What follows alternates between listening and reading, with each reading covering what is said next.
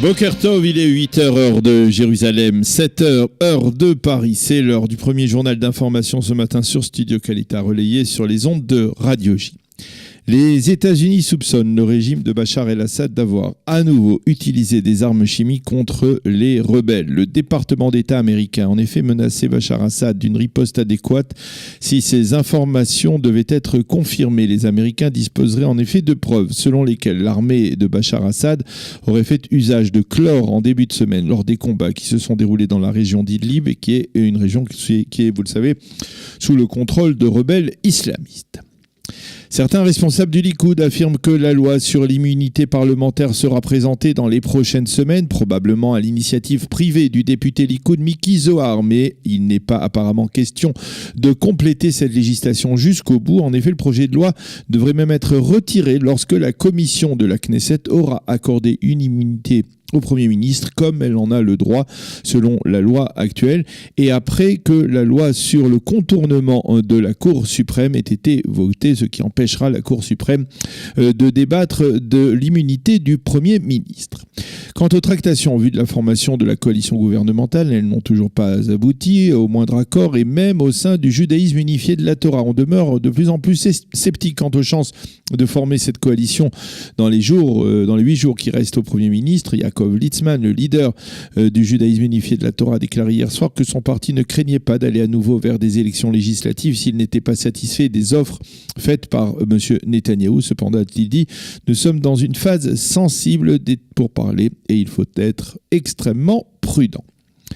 C'est aujourd'hui que se tiendra une réunion importante dans le dossier judiciaire de la résidence du Premier ministre. À l'issue de cette réunion, Sarah Netanyahou pourrait accepter un accord de compromis avec le parquet, selon lequel elle accepterait de payer sous forme d'amende une partie des frais occasionnés par certaines de ses décisions controversées et qui n'étaient apparemment pas nécessaires. Sarah Netanyahou serait reconnue coupable d'infraction, mais il s'agirait d'infractions bien moins graves que celles qui figurent actuellement dans l'acte d'accusation. 400 membres du Congrès américain ont envoyé ces derniers jours une lettre au président Donald Trump lui demandant de protéger Israël des menaces iraniennes. Comment ? En augmentant de manière substantielle l'aide économique et militaire américaine à l'État hébreu. Selon ces élus qui viennent du Congrès, c'est-à-dire de la Chambre et du Sénat, une telle mesure s'impose dans la mesure où les États-Unis ont décidé de retirer leurs forces de la Syrie. Ceci étant, il a été décidé que le 12 juin prochain sera célébrée la décision américaine de reconnaître la souveraineté israélienne sur le plateau du Golan. Une cérémonie officielle se tiendra sur le plateau du Golan en présence du Premier ministre de Benjamin Netanyahou, donc et de représentants de l'administration Trump et des élus locaux, en particulier le président du Conseil régional du Golan. Le Conseil régional du Golan a annoncé que désormais chaque année, le 10 juin, c'est-à-dire la date de la conquête par Tzahal du plateau du Golan en juin 1967, on célébrera sur ce plateau la décision américaine de reconnaître la souveraineté israélienne. Un mot de sport, cela peut paraître incroyable, mais c'est vrai, le Beitar Jérusalem, la célèbre équipe de football de la capitale israélienne, a battu hier soir sur son terrain de Teddy à Malcha l'Atlético Madrid 2-1. Le but de l'Atlético a été marqué par Antoine Griezmann. Certes, il s'agit d'un match amical, mais cette victoire est un petit exploit pour le foot israélien. Et bien entendu, cela ravit plus de 25 000 spectateurs venus contempler les passes de Griezmann et de ses coéquipiers.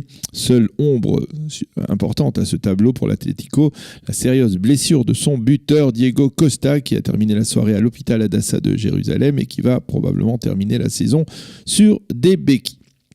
C'est ce soir, vous le savez, Lag BaOmer. On attend des centaines de milliers de personnes à Méron pour la Hiloula de Rabbi Shimon Bar Yochai. Mais attention, la météorologie nationale ne cesse de mettre en garde les jeunes et les moins jeunes quant au risque d'incendie qui pourrait être provoqué par les milliers de feux de joie qui seront allumés dans la soirée. Motif, le Khamsin, le vent chaud et sec qui vient du désert, va souffler très fort aujourd'hui et demain avec des températures extrêmement élevées.